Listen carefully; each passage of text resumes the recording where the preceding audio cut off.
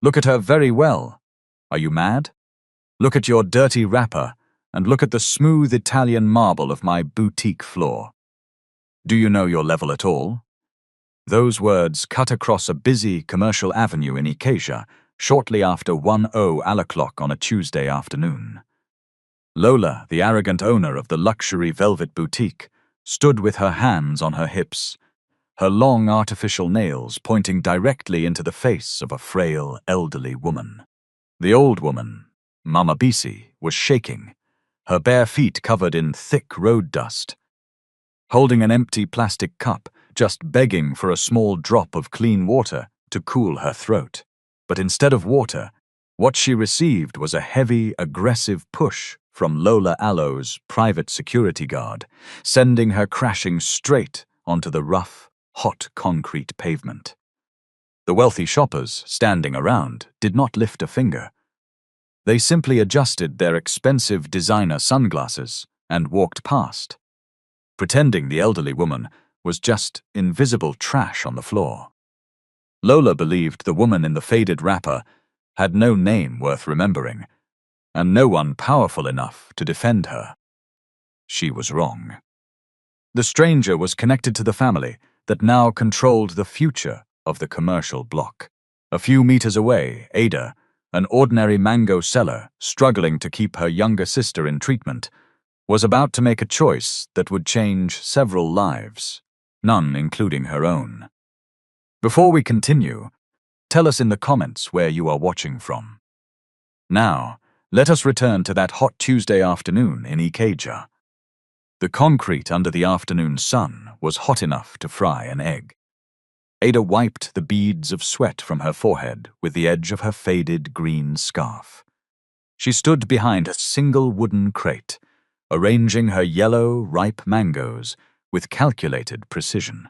Every mango had to be placed beautifully, because her entire life depended on this small display.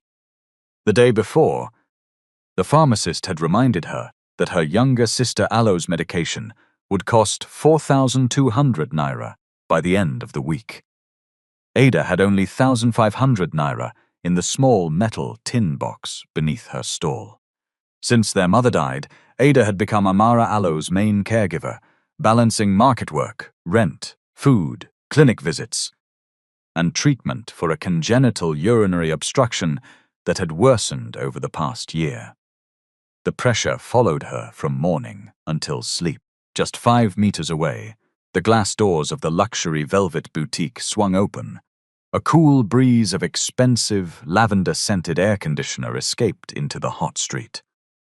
Lola stepped out, wearing a bright red silk dress that rustled loudly with every movement. Her face was twisted into a familiar expression of deep dissatisfaction as her eyes locked directly onto Ada Alo's wooden crate. To Lola, the hot street was her personal runway, and Ada Alo's small mango business was a local blemish that reduced the high-class value of her luxury establishment. Lola marched forward, her expensive high heels clicking sharply against the concrete walkway. She did not see a human being trying to survive. She only saw an obstruction to her client base. With a swift, aggressive motion of her foot, Lola kicked the base of Ada Alo's wooden crate. The fragile wood split instantly with a loud crack, and 27 ripe mangoes rolled into the muddy gutter and onto the busy road. A delivery truck roared past, its giant tires instantly crushing the soft fruit into a flat yellow paste against the hot asphalt. Ada froze, her hands remaining empty in the air. The sudden loss of her daily bread felt like a physical blow to her stomach. She did not scream, and she did not curse, because experience had taught her that the tears of a poor person only amuse the arrogant. She simply looked down at the ruined fruit, counting the lost naira notes in her mind as they dissolved into the dirt. Lola adjusted her gold bracelets, looking down her nose with cold satisfaction. She told Ada to pack her remaining rubbish and find another avenue, because her clients could not navigate through a local market crowd just to buy imported designer gowns. The surrounding shop owners watched the display from behind their glass windows. Nobody spoke, and nobody offered to help, because on this commercial avenue, alignment with wealth was considered the only rule of survival. Ada quietly dropped to her knees, her fingers touching the hot pavement as she began to gather the few unbroken mangoes left in the dust.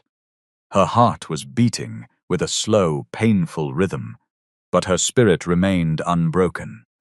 She knew that human dignity did not depend on the permission of a boutique owner. It was during this exact moment of tension that the elderly woman appeared at the corner of the avenue.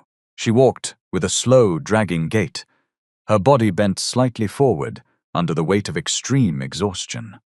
Her wrapper was faded to a dull gray color, torn at the edges, and her bare feet were coated in thick white road dust from hours of walking.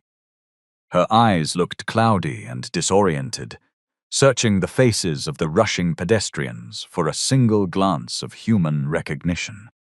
She carried nothing but a small, empty plastic cup, her lips dry and cracked from dehydration. The old woman stopped right at the entrance of Lola Alo's boutique, leaning her weak shoulder against the polished gold handrail. She lifted her empty plastic cup toward Lola, her voice coming out as a faint, raspy whisper, begging for just a small cup of tap water to cool her dry throat. Lola recoiled instantly, pulling her silk dress back as if she had encountered a dangerous, contagious disease.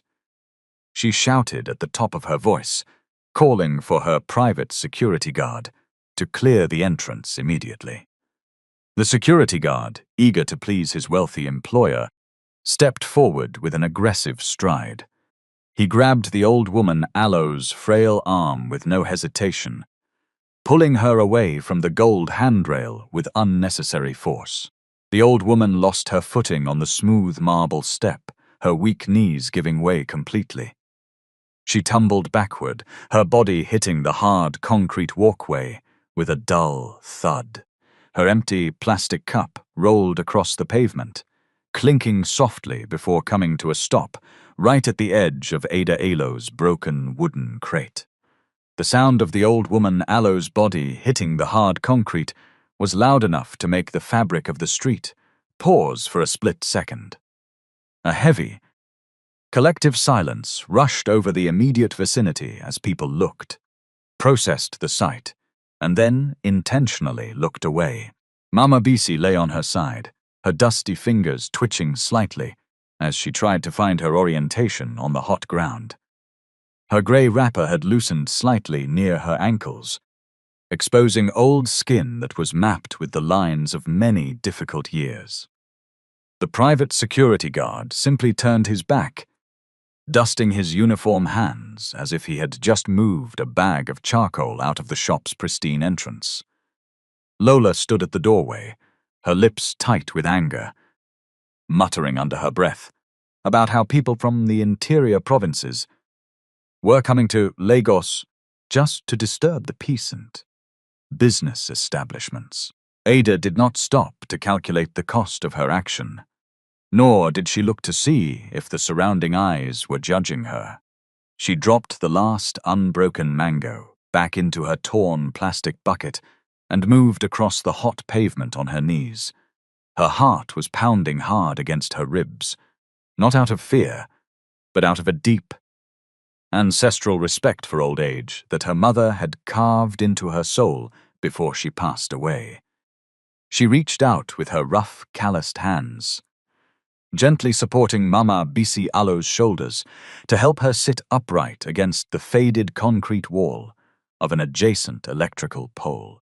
The old woman Alo's skin felt paper-thin and burning hot to the touch, a clear sign that dehydration was rapidly draining the very little strength she had left. Ada reached for her small personal plastic container, which held exactly 1 cup of clean, filtered water that she had purchased with her last 50 naira coin to sustain herself until the late evening. Without a single thought about her own thirst or her empty pocket, she unscrewed the blue cap with her teeth and brought the container directly to Mama Bisi Aloe's dry, cracked lips. She held the old woman Aloe's head steady, tilting the water slowly so she wouldn't choke on the sudden moisture. Mama Bisi swallowed eagerly, her throat moving with a desperate, raspy sound as the cool liquid revived her internal organs. Every drop was like a small portion of life being injected back into a dying tree, and Ada watched her with the patience of a daughter. Lola walked down the steps of her boutique, her expensive gold anklets jingling with a sharp, mocking sound that cut through the hot air.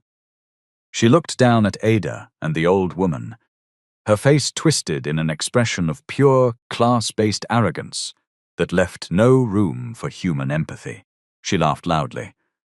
A sharp, metallic sound that was designed to attract the attention of the upper-class patrons who were checking out the display windows nearby. She asked Ada if she had now assumed the role of a local missionary worker on a commercial avenue that was designated for high-revenue enterprises. She stated clearly that it was very natural for street failures to identify with street garbage, because birds of the same feathers always find comfort in the dirt together. Ada did not lift her eyes to look at Lola Aloe's expensive red dress, because she knew that engaging with an arrogant person only expands their platform of pride. She focused entirely on Mama Bisi, using the edge of her own clean, faded scarf to gently wipe the road dust and sweat from the old woman Aloe's forehead and cheeks. She asked the elderly woman in soft, respectful tones if she could feel her legs, or if any bone was broken from the fall. Mama Bisi did not answer immediately with words. She simply stared into Ada Elo's eyes with a sharp, intelligent focus that did not match the rags on her body. Her hand, which was trembling just a few moments ago, reached out and touched Ada Elo's wrist with a firm, steady grip that carried an unspoken weight. From the boutique balcony above, two wealthy clients watched the scene while sipping imported fruit juice from tall glass cups.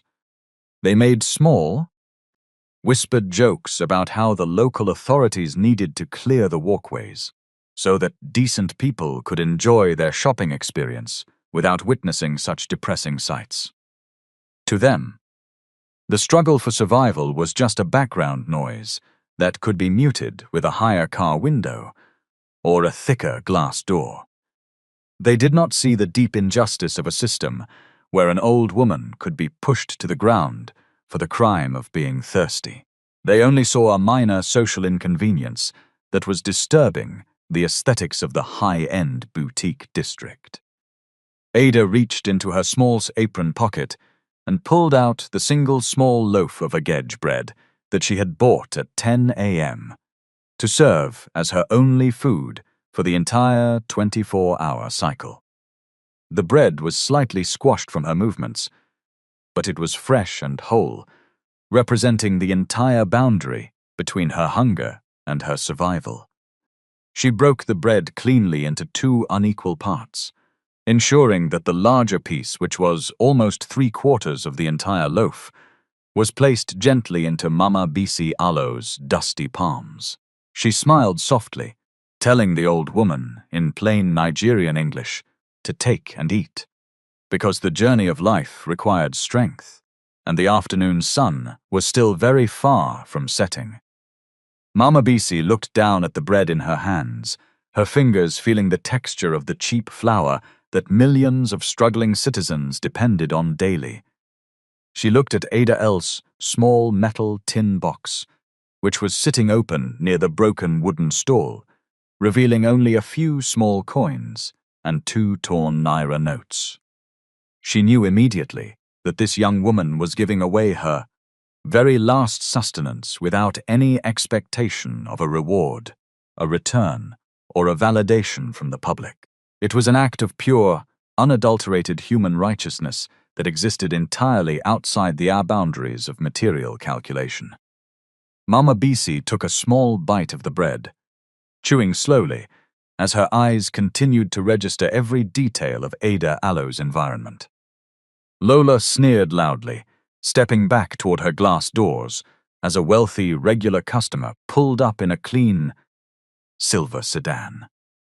She turned around one last time, warning Ada that if that old beggar woman remained sitting near her storefront for another 15 minutes, she would personally call the local environmental task force to pack Ada Arlo's remaining mango buckets into their operational truck.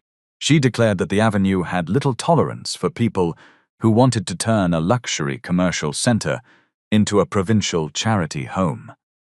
The glass doors shut behind her with a soft, expensive click, cutting off the lavender-scented air once again. Ada ignored the threat, shifting her position so that her own body blocked the direct rays of the harsh afternoon sun from hitting Mama Bisi Alo's face. She began to pack the remaining mango pieces that were not ruined, her mind already shifting to how she would explain the financial deficit to the local pharmacist by Friday evening. She did not know that several security teams were searching the surrounding districts for an elderly woman who had left a disabled family vehicle earlier that morning. Mama Bisi had insisted on walking to a nearby address while the driver waited for roadside assistance, but she had left her phone in the car and taken a wrong turn. By the time the driver realized she had not returned, the family had begun a widening search. Ada simply sat in the dust, unaware of any of it. The hot wind carried the smell of exhaust fumes from the gridlocked traffic on the main avenue.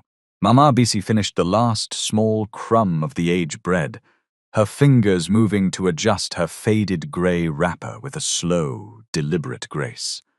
She did not look like a broken woman anymore. Her posture against the concrete pole had a quiet, unshakable steadiness that made Ada watch her with a curious respect. For more than 45 minutes, the elderly woman had remained silent, her dark eyes tracking every vehicle that slowed down near the luxury boutique. She watched Lola step out to welcome a wealthy regular customer, her face transforming instantly into a wide, theatrical smile that contrasted sharply with the cold venom she had spat into the dust just an hour ago.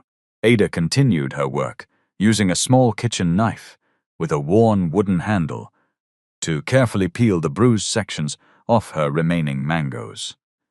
She could not afford to throw away anything that still had value, because every gram of good fruit represented a few extra naira notes for her sister Alo's weekly medical card. Her hands were sticky with the sweet yellow juice, but her mind was calculating the exact difference between survival and eviction from her small room down the street.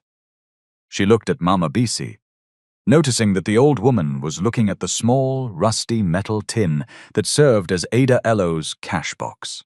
Ada smiled softly, reassuring her that God always provided enough for the day, and that the loss of her wooden crate was just a minor bend on a long road. Lola Isle's loud voice broke through the low hum of the avenue once again as she stood under the shade of her canvas awning. She was talking to a wealthy woman draped in expensive lace, her voice high-pitched and full of artificial laughter, as she pointed toward the new construction cranes, towering over the far end of the district. She boasted loudly that the entire avenue was about to change, because the famous Okafor Holdings Group had just completed the legal acquisition of the block for billions of naira. She sneered openly in Ada Alo's direction, telling her affluent client that very soon the local authorities would sweep all these illegal street traders into the back of a garbage truck to make room for a modern luxury plaza.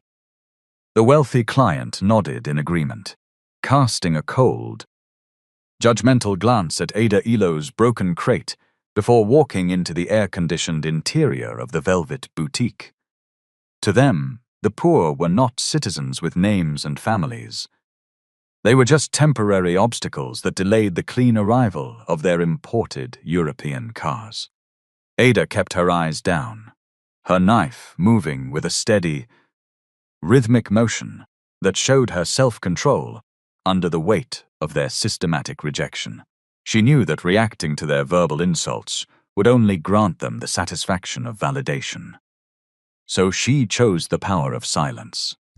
She simply placed another peeled mango into her clean plastic bucket, her dignity intact despite the dirt on her apron.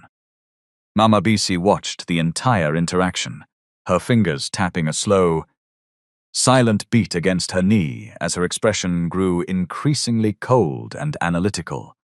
She leaned closer to Ada, her voice returning in a clear, measured tone that carried an unexpected accent of high-level education, entirely different from the raspy whisper she had used earlier.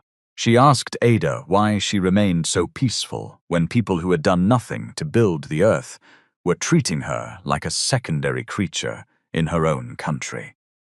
Ada paused her knife for a brief second, looking at the old woman Al's sharp eyes, before answering that a person's worth is never determined by the size of their boutique or the roughness of their wrapper.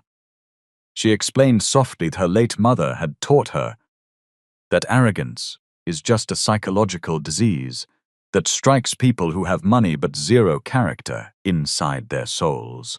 She stated that she could not allow Lola Alo's internal poverty to ruin the clean peace of her own heart, because she had a sister to keep alive and a destiny to fulfill. Mama Bisis listened to every word, her head nodding slowly with a deep ancestral approval that seemed to radiate from her fragile frame. She reached out and touched the wooden handle of Ada Alo's knife, telling her in a quiet, prophetic voice that the soil of the avenue was listening to her words, and that true gold never rots in the mud. Suddenly, the familiar rhythm of the commercial avenue was broken by a sharp, metallic sound that made several pedestrians stop in their tracks. A massive, dark blue security vehicle with heavily tinted windows slowed down near the curb, its engine idling with a deep, expensive rumble that signaled immense institutional power. Two men wearing crisp, dark, corporate suits and communication earpieces stepped out of the vehicle, their eyes moving across the crowd with a frantic, desperate urgency. They held high-resolution digital tablets in their hands, checking the faces of every elderly woman sitting along the walkways with an intensity that created an immediate wave of nervous tension among the local shop owners. Lola immediately stepped out of her boutique, her long artificial eyelashes fluttering with excitement as she recognized the prominent corporate logo of Okafor Holdings on the front of the vehicle. She assumed that these high-level representatives had arrived to deliver an official notice about her lease renewal, or to invite her to the private executive gala for the new plaza development. She smoothed down the creases of her red silk dress, stepping off her marble floor onto the public walkway with an exaggerated posture of extreme importance. She called out to the lead corporate security officer, offering to assist them with any high-profile business inquiry they might have on her avenue. The corporate officers ignored Lola Alo's greeting completely, their eyes scanning past her expensive silk dress as if she were made of transparent glass. They walked directly toward the dusty corner where the electrical pole stood, their boots crunching sharply against the broken pieces of Ada Alo's wooden crate. Lola Alo's face froze in confusion, her mouth remaining half open as she watched the two high-level executives stop right in front of the poor mango seller, Alo's stall. The lead officer looked at the digital image on his tablet, then looked down at the old woman, sitting in the dust with the squashed loaf of ajaj bread in her hand. The officer Al's expression changed at once. Relief crossed his face, followed by concern as he crouched beside the woman and asked whether she was hurt. He spoke with visible relief, explaining that the driver had reported her missing after the vehicle breakdown, and that several security teams had been searching since late morning. Lola, heart stopped beating as she watched the high-level executive kneel in the dirt, realizing that the entire foundation of her arrogance was about to slide into a bottomless pit. The sound of the high-level corporate officer Ilo's boots settling into the roadside dust was followed by an absolute, crushing silence that flattened the noise of the entire avenue. Lola stood frozen on her marble doorstep, her hands still resting on her hips, but her long artificial nails were now shaking against the fabric of her expensive red silk dress. Her regular customer, the wealthy woman draped in imported lace, took 2 slow steps backward, intentionally creating physical distance between herself and the boutique owner, as if an invisible danger had suddenly been detected in the air. The 2 corporate security guards remained standing like dark stone pillars behind their kneeling superior, their communication earpieces humming with the silent data of a billion-dollar empire. Ada slowly lowered her worn kitchen knife onto the edge of her plastic bucket, her fingers sticky with mango juice as she looked from the kneeling executive to the old woman sitting against the electrical pole. She did not know what an executive board was, and she had never seen the corporate logo of Okafor Holdings on a dark blue luxury vehicle before. But she could read the terror written across the officer's face. Mama Bisi did not shift her position by even a single millimeter. She remained leaning against the concrete, her fingers still holding the larger piece of cheap age bread with a steady, unbothered grip. She looked down at the kneeling man with the cold, effortless authority of a sovereign who had spent her entire life managing large destinies. The lead officer, whose name tag read Marcus, did not lift his head, his voice remaining low and trembling as he pleaded with the matriarch of the Okafor family estate. He explained that her son, Tunde, had suspended his afternoon schedule and asked several security teams to search the surrounding districts. Before discussing anything else, Marcus asked whether she had fallen, felt dizzy, or needed immediate medical attention. Mama Bisi took one final, slow bite of the squashed bread, chewed it with deliberation, and then looked directly over Marcus Alo's shoulder toward the entrance of the velvet boutique. Lola Alo's throat went dry, her tongue feeling like a piece of leather inside her mouth as Mama Bisi Alo's sharp eyes locked onto her face. She tried to force her lips into another wide, theatrical smile to salvage her position, but the muscles in her jaw refused to cooperate, twitching nervously under the glare of the corporate guards. She began to stammer in plain, broken English, her arrogant tone dissolving into a pathetic, high-pitched whine as she stepped toward the dirt path. She told Marcus that there had been a large environmental misunderstanding on the walkway, and that she was actually preparing to offer the elderly matriarch a comfortable chair inside her air-conditioned showroom. Marcus did not even turn his body to look at Lola. He simply kept his eyes fixed on the dust near Mama Bisi Alo's bare feet, waiting for the single word that could either save his career or erase his entire livelihood by sunset. Mama Bisi swallowed her food cleanly, dusted the small crumbs from her grey wrapper, and then reached out her hand to touch Ada Alo's calloused wrist once again. She told Marcus in a clear, resonant voice that carried the weight of old wealth that her search for the true face of human dignity had ended right here in the dust. She stated that while the high-end boutique owners were busy treating her like livestock, this poor mango seller had divided her last survival bread to preserve an old stranger's life. The surrounding traders and shoppers began to gather in a wide, silent circle, their eyes wide with intense fascination as they witnessed the complete, instantaneous collapse of the avenue's social hierarchy. They looked at Ada who was still sitting on her low wooden stool, her faded green scarf covered in road dust, looking out of place next to the high-level corporate security apparatus.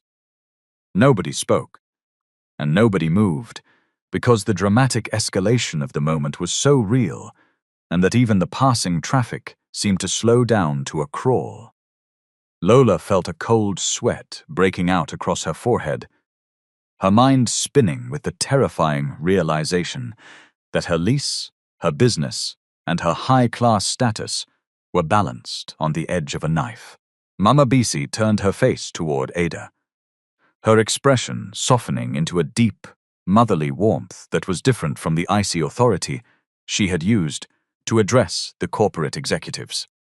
She asked Ada to please gather her remaining mangoes and her small tin box, because she would not spend another single hour under the shadow of people who measured a human being Ilo's value by the price of their clothing. Ada looked at her broken wooden crate, then looked at the dark blue luxury vehicle with its engine rumbling like a sleeping beast, her heart beating with a rapid, uncertain rhythm. She hesitated for a brief 3 seconds, thinking about her sister Alo's weekly medication card and her empty room down the street, before quietly nodding her head in agreement. Marcus immediately stood up, motioning with his hand for the 2 standing security guards to step forward and assist with Ada Elo's remaining merchandise with the highest level of executive care. The 2 large men in crisp, dark suits immediately dropped to their knees in the dirt, carefully lifting the torn plastic buckets and the rusty metal tin box, as if they were handling diamonds from a bank vault. Lola watched her private security guard slide backward into the shadows of her boutique entrance, his face pale as he realized that his aggressive actions against the old woman had been recorded by the sharp eyes of the corporate world. The entire avenue watched in awe as the poor mango seller was escorted toward the vehicle like royalty. Before Ada entered the vehicle, 2 dark SUVs pulled up behind Marcus Alo's car. The lead door opened, and Tunde Okafor stepped out. He was the head of the real estate group that had recently acquired the commercial block, but in that moment he looked less like a billionaire than a worried son who had finally found his mother. Tunde stepped out of the vehicle before his private drivers could even open the door for him, his tailored designer suit moving sharply against the hot afternoon wind as his eyes locked onto his mother, Alo's form.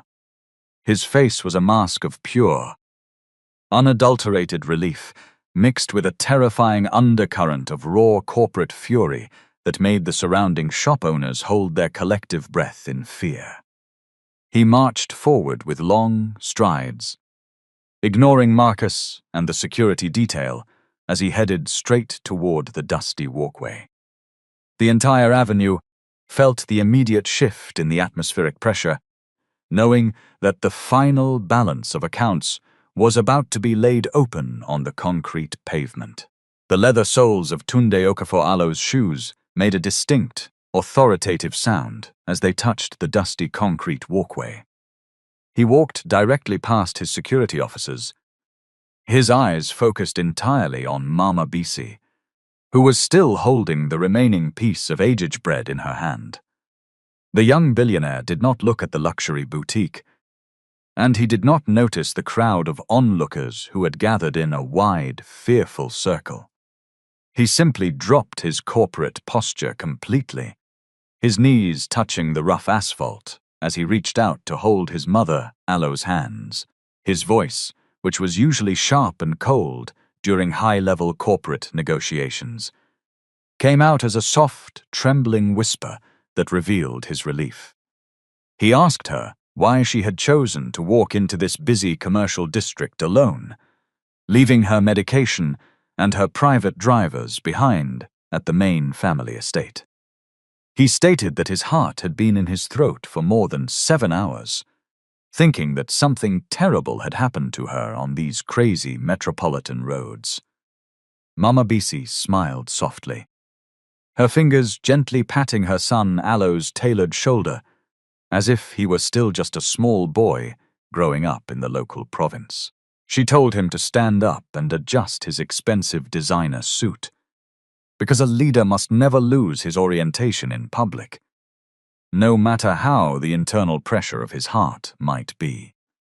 Tunde stood up slowly, his face instantly transforming back into a cold, impenetrable mask of immense institutional power as he looked at the surrounding environment. He noticed the split wood of Ada Ilo's broken mango crate, the yellow fruit crushed into the dirt, and the rusty metal tin box that was currently being held by his corporate security guards. His sharp eyes then moved toward the entrance of the luxury boutique, locking directly onto Lola, who was still standing on her marble steps. Lola felt a sudden, terrifying chill run down her spine, her hands dropping to her sides as she realized that the young man looking at her was the owner of her business existence. Mama Bisi pointed her finger toward Ada, who was still standing quietly next to her empty plastic buckets, her face covered in sweat and road dust. She told Tunde that while his high-priced security executives were busy driving around in air-conditioned vehicles, this young mango seller was the only person who recognized her humanity. She narrated how she had been denied a simple drop of water at the entrance of the luxury boutique, and how she was aggressively pushed onto the hot pavement like a common street dog.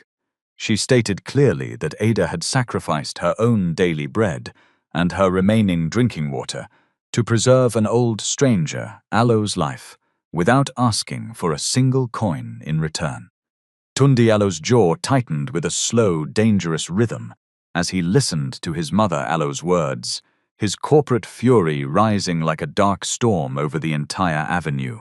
He turned his body toward Lola, his voice coming out with a low, freezing precision that made the surrounding shop owners slide backward into the shadows of their buildings.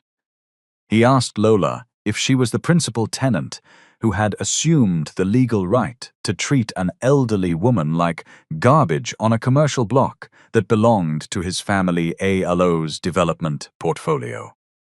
Lola's knees buckled instantly, her face turning a ghastly shade of gray as she realized the true identity of the woman she had abused. She began to stumble forward onto the dirt path, her long artificial nails scratching nervously against her red silk dress as she dropped to her knees before the billionaire. She cried out in a high-pitched, desperate voice, begging for mercy, and stating that she had zero knowledge that the elderly woman was the respected matriarch of Okafor Holdings. She claimed that the metropolitan street was always full of deceptive local vagrants, and she was only trying to protect the aesthetic value of her luxury establishment for her high-class clients. She looked at Ada, her eyes wide with frantic pleading, begging the poor mango seller to intervene and speak a word of forgiveness on her behalf. Tunde did not allow her to finish her sentence. He lifted his right hand slightly, and the entire avenue fell into an absolute, suffocating silence once again. He looked down at Lola with a cold, detached expression that showed no room for emotional negotiation or corporate pity. He stated that a person who only shows respect to people with bank accounts is a moral hazard to any decent society. He added that her boutique floor was not more valuable than the fundamental dignity of a human being, and that her complete lack of empathy had officially invalidated her right to operate on his property. Tunde turned to Marcus and asked him to contact the property management and legal teams. The acquisition records showed that Lola Ilo's lease was approaching renewal, and Tunde wanted the renewal suspended while the company reviewed the incident, the conduct of her security staff, and previous complaints from traders on the block. He made one point clear: no decision would be improvised on the pavement but neither would the company ignore what had happened. Lola stared at him, realizing that the business relationship she had treated as guaranteed was now under formal review.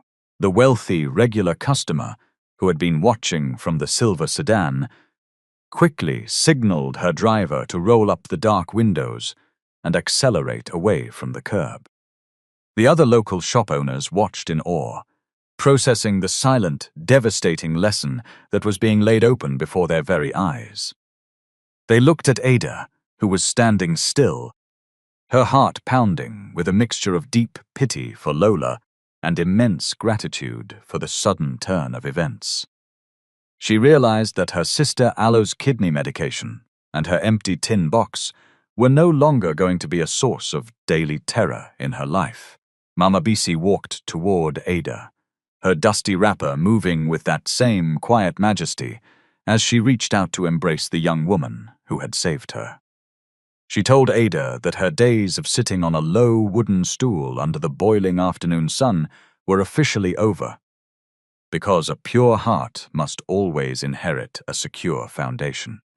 Tunde motioned for his drivers to open the heavy, armored doors of his lead luxury vehicle, inviting Ada to step inside with the highest level of executive honor. The entire avenue watched in deep, emotional silence as the poor mango seller left the dusty walkway, her dignity fully restored before the community. The smooth leather seats of the luxury armored vehicle felt foreign against Ada Aloe's dusty, worn clothes. She sat rigidly near the tinted glass window, her hands clasped tightly together in her lap as she watched the commercial avenue fade into a small black dot in the distance. The cool, quiet air inside the SUV washed over her heated skin, erasing the smell of exhaust fumes and hot concrete that had been her constant companion for many years. Mama Bisi sat directly across from her, her grey wrapper now arranged neatly, her face calm and unbothered as she looked out at the sprawling city of Lagos. Tunde Okafor sat next to his mother, his fingers moving rapidly across the glowing screen of his corporate mobile phone, his face still holding that tight, fiercely protective expression. Nobody spoke for the first 10 minutes of the journey, allowing the deep, vibrating hum of the engine to fill the internal space of the car. Ada looked down at her feet, noticing that the road dust from the walkway had left a light white film on the expensive dark carpet of the vehicle floor. She felt a sudden, sharp wave of embarrassment wash over her chest, wondering if she should have asked to stay behind, to look for another wooden crate down the street. She thought about her younger sister, Amara, who was currently lying down on a thin foam mattress in their single rented room, waiting for the sound of Ada Aloe's footsteps returning with the daily market profit. The fear of the upcoming weekend medical bill began to knock on her heart again, a familiar, painful rhythm that she could not shake off. Mama Bisi noticed the sudden tightening of Ada Aloe's jaw and the way her fingers were pressing hard against her own knuckles. She reached across the wide leather space, placing her soft, warm palm directly over Ada Aloe's rough hands, her touch carrying a silent, grounding reassurance that made Ada lift her eyes. The elderly matriarch smiled softly, her voice coming out with a calm, deliberate melody that bypassed Ada Aloe's internal defenses. She told Ada that when a person carries the weight of a pure soul through a storm, they must never look back at the mud with regret. She added that the soil she had been standing on today was just a temporary passage, and that her true house was already prepared ahead of her. Tunde finished his digital communication, locking his phone with a sharp click before turning his full attention toward the young woman sitting across from him. He looked at her faded green scarf, the rough texture of her apron, and the small, rusty, metal tin box that sat on the seat next to his chief security officer. He did not see a common street trader. He saw the human shield that had protected his mother Aloe's body from the concrete when the rest of the world was looking away. His voice, when he finally spoke, was measured and formal, carrying the clear weight of a man who managed thousands of corporate lives daily. He addressed Ada as his sister, stating clearly that the Okafor family does not leave an outstanding moral debt unsettled on the ledger of life. He explained that the redevelopment plan included a vendor support program for small traders who would otherwise be displaced by construction. The program offered business training, modest startup grants, and subsidized stalls in a dedicated market wing of the new plaza. Tunde told Ada that, if she wanted the opportunity, the foundation would help her apply through an independent team and would cover her first year of rent while she learned to run a formal produce business. The offer was substantial, but it was a beginning rather than a finished life handed to her in an afternoon. Ada Elo's breath caught sharply in her throat, her lips parting as she tried to process the massive, life-altering data that the young billionaire was presenting so casually. She tried to speak, to explain that she was just an ordinary girl who sold mangoes from a single wooden crate to buy kidney medication for her sister, Amara. She wanted to tell him that she did not perform the act of kindness to secure a prime retail storefront or to gain the favor of a real estate empire. Tunde told her that she had not helped his mother in order to earn a reward. That was precisely why he wanted to give her a fair opportunity rather than a ceremonial gift she had no preparation to manage.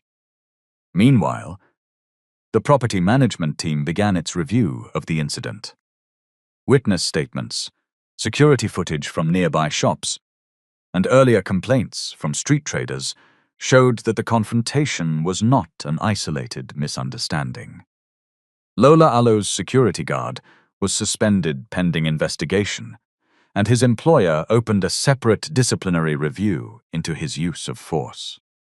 The management company also confirmed that Lola Alo's lease was approaching renewal. After reviewing the documented conduct on the premises and several prior complaints, the company informed her that the lease would not be renewed at the end of its term. She received the notice period required by the agreement and instructions for removing her property or placing it in licensed storage. The decision did not destroy her right to trade elsewhere, but it ended her assumption that wealth and connections guaranteed a permanent place on that block. For the first time, Lola had to face consequences without a crowd to impress. Some clients stayed, others left, and her suppliers made their own commercial decisions. The result was less theatrical than instant ruin, but more difficult to dismiss. Her choices had damaged the trust on which her business depended. Back at the private medical center, Ada walked out onto the wide, sunlit balcony of her sister Elo's suite, looking out at the sprawling, vibrant city of Lagos with a new sense of internal alignment. She could hear the faint, distant hum of the metropolitan traffic, but it no longer sounded like a dangerous, devouring beast that was waiting to crush her family, Alo's survival.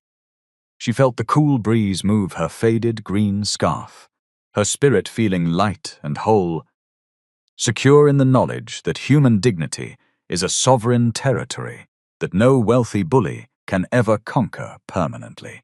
She smiled as she thought of her sister Amara Alo's upcoming recovery, realizing that their long night of suffering had finally dissolved into a brilliant, steady dawn.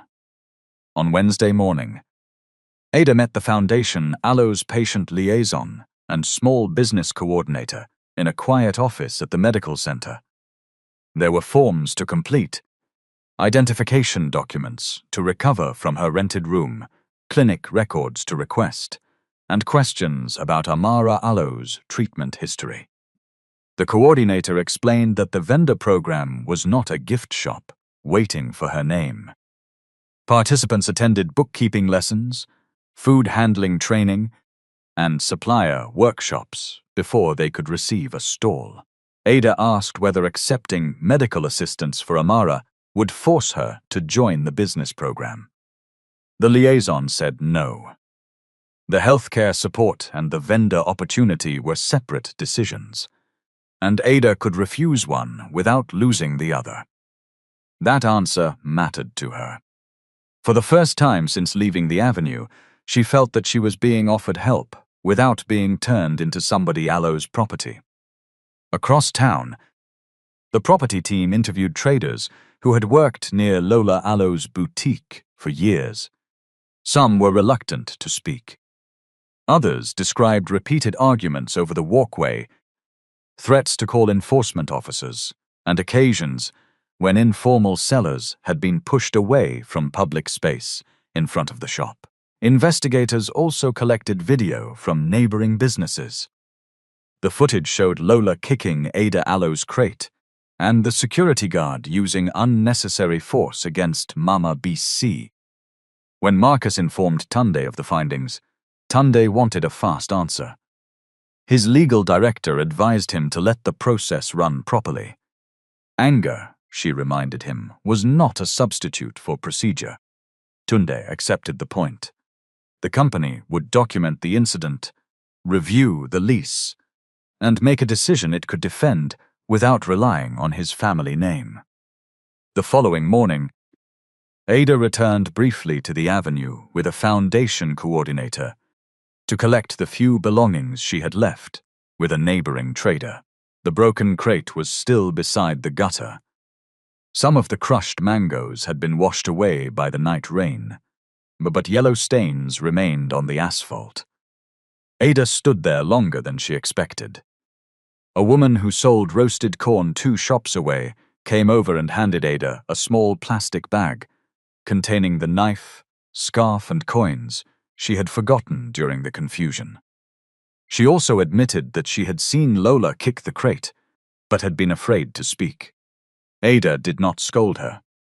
Fear had kept many people silent on that avenue, especially traders whose livelihoods could be disrupted by a complaint or a visit from enforcement officers. The coordinator photographed the damaged crate and recorded Ada Aila's estimate of the lost stock.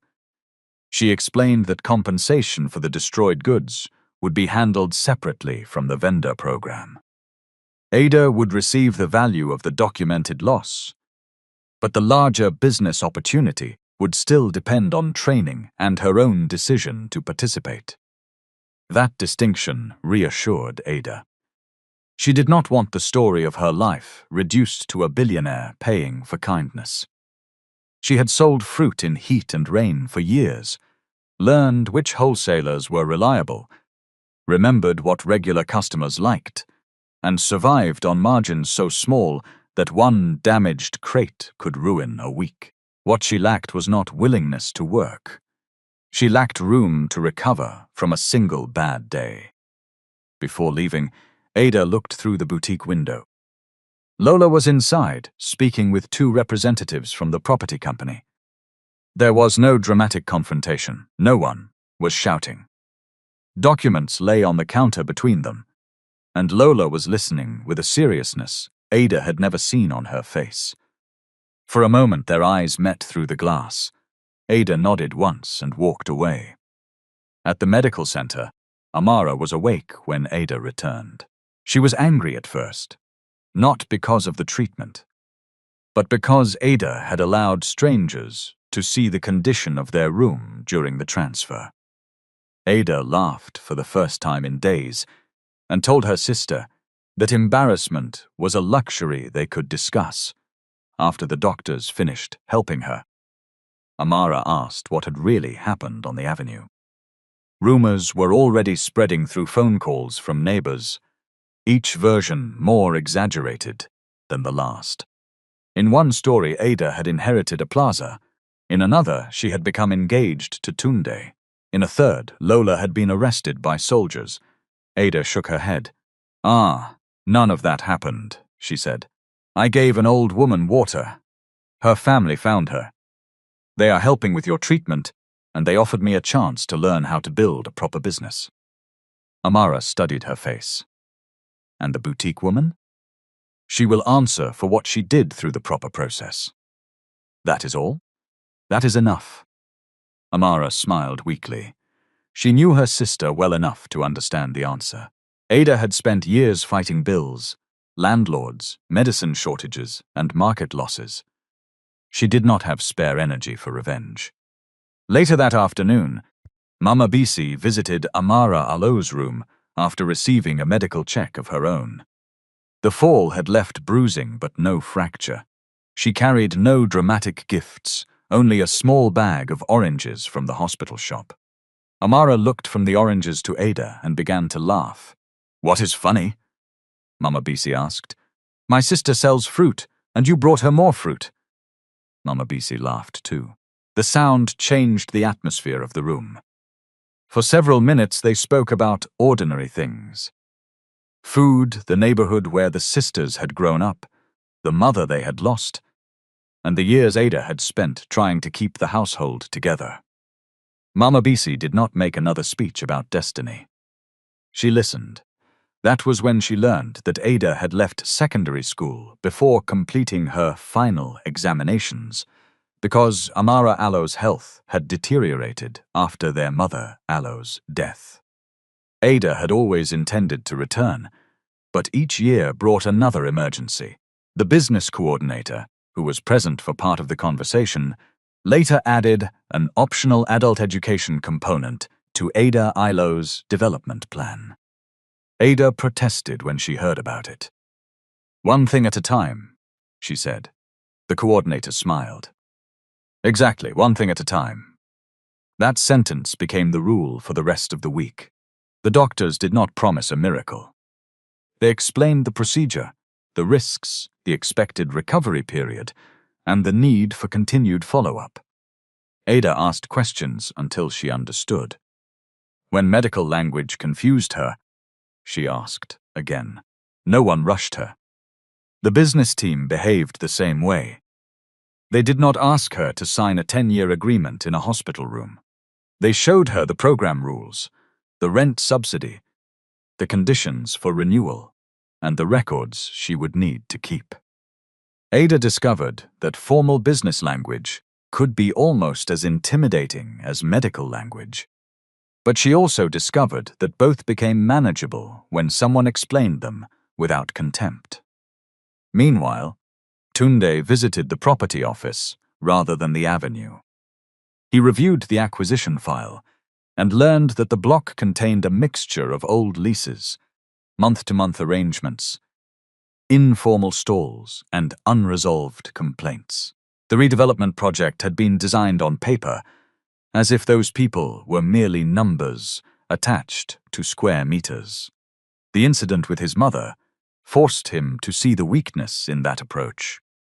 He instructed the development team to map the informal traders who depended on the area and to consult them before finalizing relocation plans.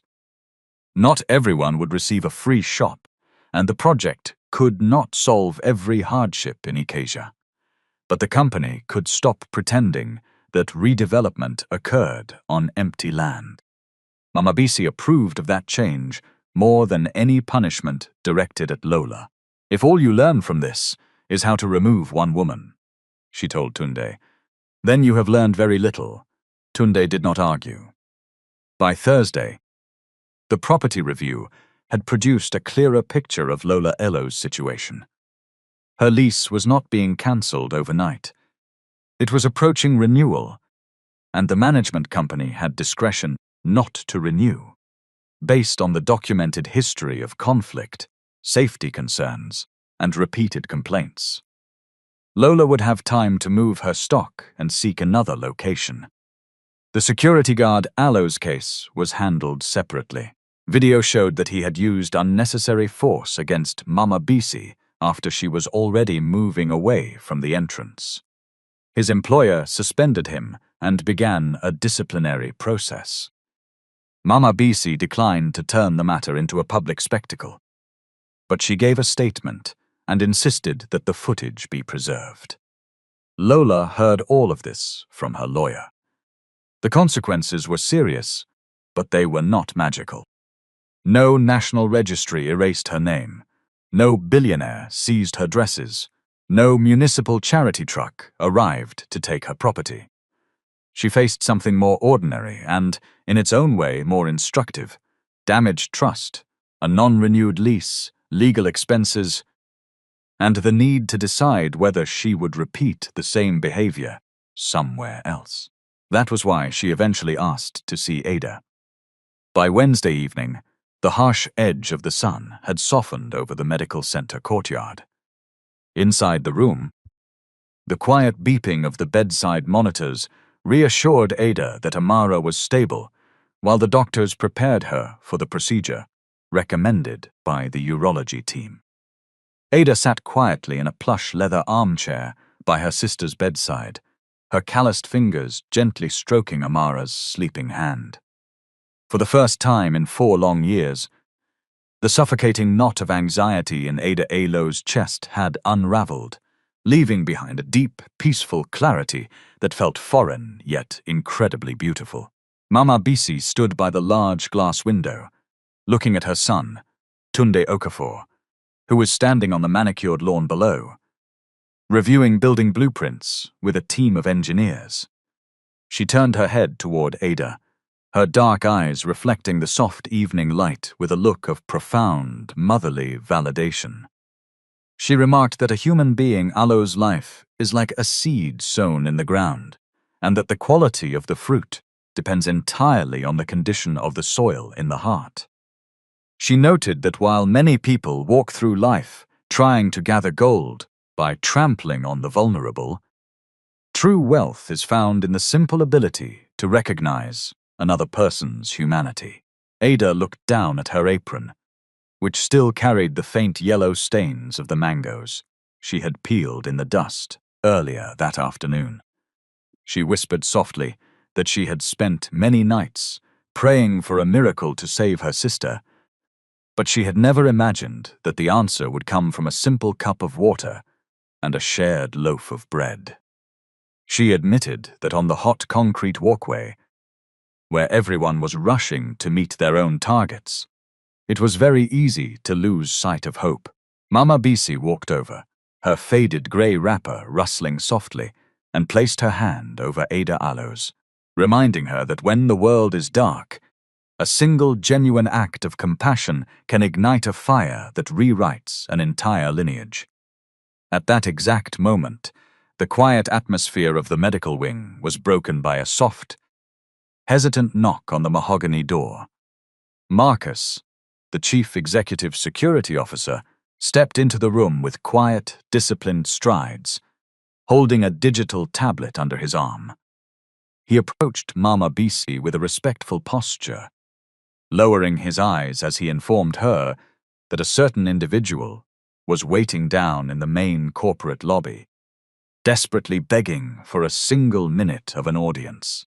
He explained that Lola, the former boutique owner, had refused to leave the estate boundary, weeping on the concrete floor and demanding to see the poor mango seller who had held her destiny.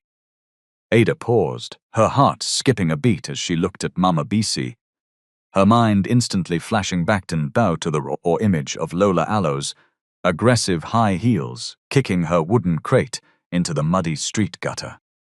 She remembered the direct verbal insults, the mocking laughter of the wealthy clients, and the humiliation she had endured in silence just a few hours ago.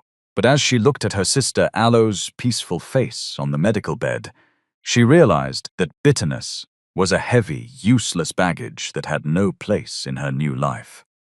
She looked at the elderly matriarch, her voice steady and clear as she asked if they could allow the broken woman to come up to the suite. Mama Bisi nodded her head slowly, a faint, analytical smile touching her lips, as she signaled Marcus to execute Ada Alo's request with immediate corporate effect.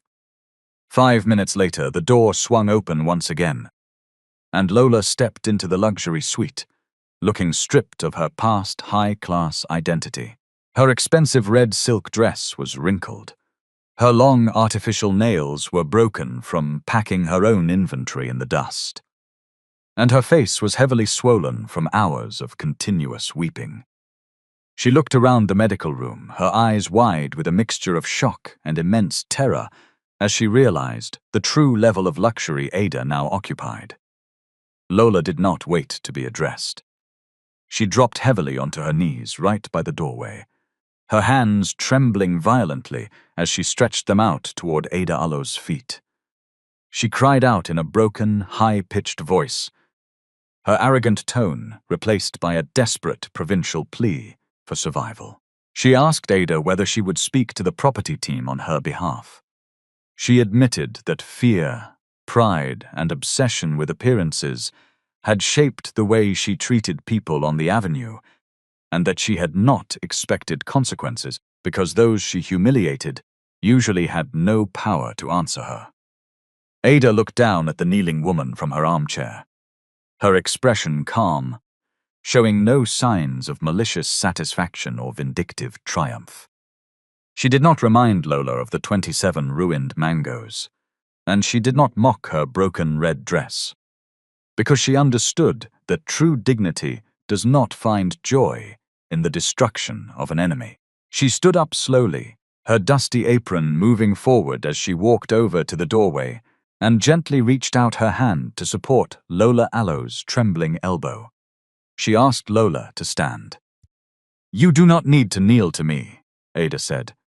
"You needed to see people before they became useful to you." Ada looked Lola directly in the eyes. "Your floor was never worth more than a thirsty woman," she said. "I forgive you, but forgiveness does not erase consequences. What happens to your lease is for the property team to decide." Lola listened to the words, her head dropping forward in deep, genuine shame as the raw truth of her moral bankruptcy broke through her pride. Ada turned toward the window, catching Tunde Okafor's eye as he walked back toward the corporate building entrance with his chief executives. She stepped out onto the wide corridor to meet him, her spirit feeling absolutely whole and aligned with the laws of human righteousness. She knew that the commercial avenue would never be the same again, and that her small mango stall had built a bridge that would protect many generations of struggling street vendors from systematic abuse. The scales of karma had balanced themselves on the concrete pavement of Ikeja, proving to the entire community that compassion is the highest currency of the soul. The property decision remained separate from Ada Allo's forgiveness. Tunde told Lola that the management company would complete its review under the lease terms, and that Ada would not be used as a shield from accountability. Ada asked only that Lola be treated fairly and allowed to rebuild elsewhere if she chose to change. Lola thanked her quietly and left the room without another speech, as the three individuals looked at each other. Mama Bisi reached out her hand, her warm fingers locking tightly around Ada's rough wrist, her smile full of a deep, motherly warmth that healed the remaining scars of the walkway.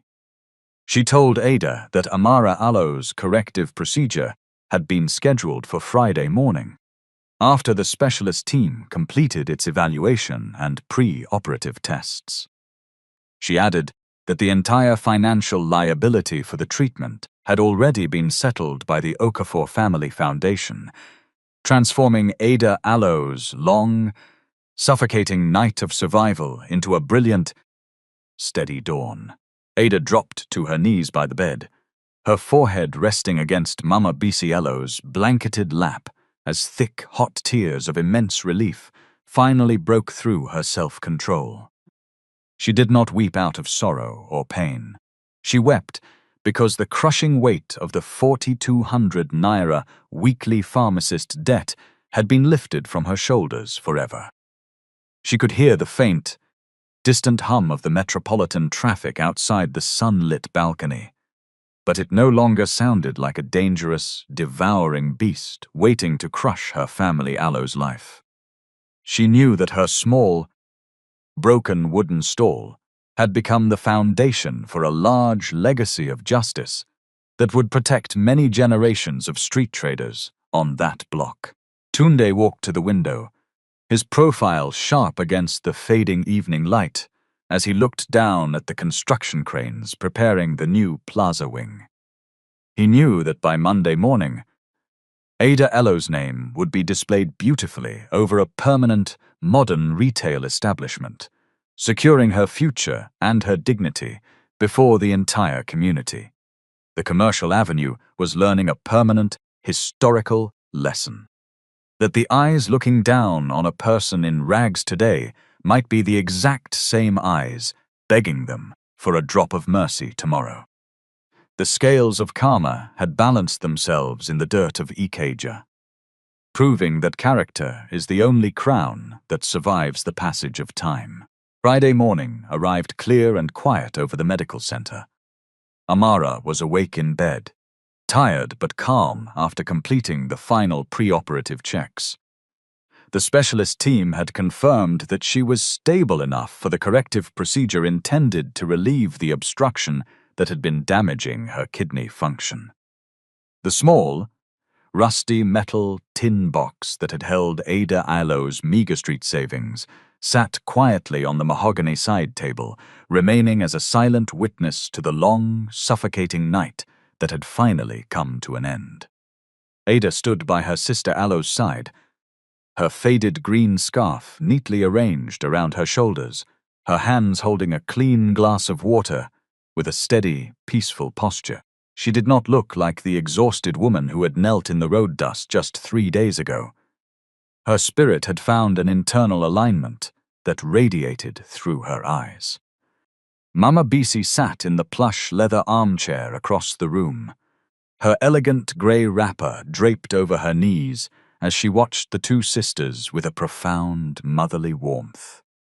Tund Okafor stepped into the suite at 8:43 a.m., his crisp designer suit moving sharply with his long, disciplined strides as he nodded to his security officers standing outside the door. He placed the vendor program folder on the table and reminded Ada that the first training session would begin the following week.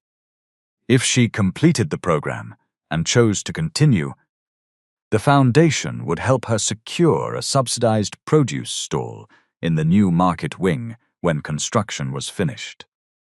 Ada looked down at the papers with gratitude, but also with a clear understanding that the opportunity would require months of learning and work.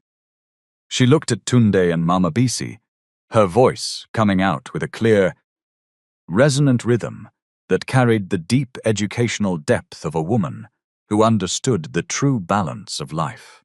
She stated softly that she would use her new position to ensure that every struggling vendor and vulnerable citizen who approached her storefront would be treated with the highest level of human respect.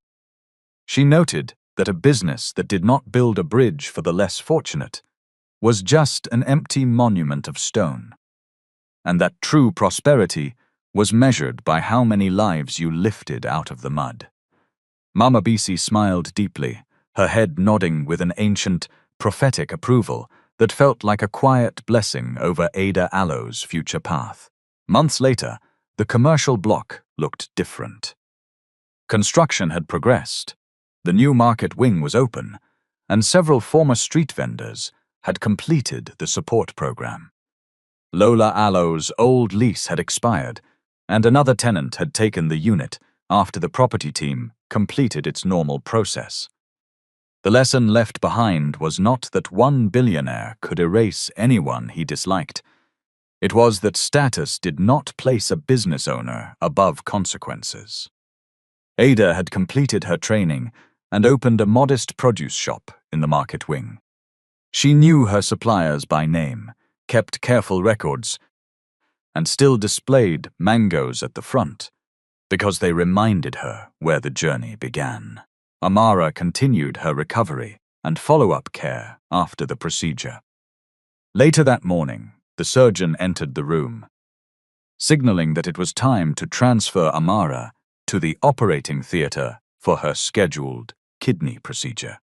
Ada walked next to her sister Aloe's mobile stretcher until they reached the double doors of the surgical wing, her hand holding Amara Aloe's with an absolute, steady strength. She watched the doors close softly, her heart calm and free of the old terror, because she knew that the invisible hand of karma that had rewritten her destiny would finish its perfect work of healing. She returned to the suite, sitting down next to Mama Bisi, her fingers resting peacefully over the rusty metal tin box as the bright morning sun filled the room. Several months later, Mama Bisi visited Ada Elo's shop in the new market wing without an entourage. Ada was arranging a basket of ripe mangoes near the entrance when she saw the familiar grey wrapper and laughed. Mama Bisi picked up one mango and reached into her bag to pay. Ada pushed the money gently back toward her. This one is on me," she said. Mama Bisi looked at the fruit, then at the young woman who had once shared her last water and bread with a stranger. Around them, customers moved through the market. Traders called out prices, and Amara sat behind the counter, checking the day Aloe's receipts while continuing her recovery. Ada had not become wealthy overnight, and Lola had not disappeared from the world. One woman had been given a fair chance to build. The other had been forced to confront the cost of how she treated people. The difference began on a hot pavement in Ikeja, when no reward was visible and no powerful audience was watching. Character is revealed most clearly in what we do when we believe the person in front of us can offer nothing in return.